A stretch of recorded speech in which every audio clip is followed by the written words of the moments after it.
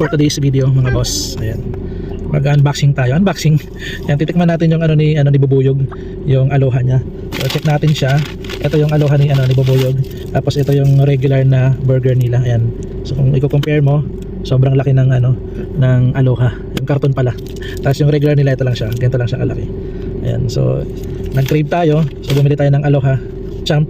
Amazing aloha champ. So open na natin mga boss. Ayan siya. Hindi pantay yung niya. Yung tinapay niya nasa gilid. Pero mukha siyang malaki talaga. Lalabas ko siya sa box.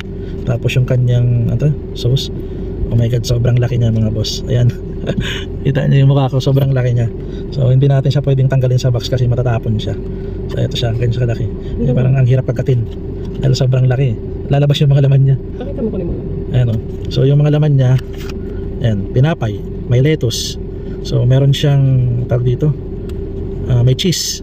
May cheese, tapos meron siyang pineapple, and meron siyang anong tawag dyan, bacon. So yun, yan mga boss. So eat na natin to. Problema, sobrang laki niya. Ano ka may hawak? Mahirapan tayong kainin to. Sobrang laki. Ano ba ito?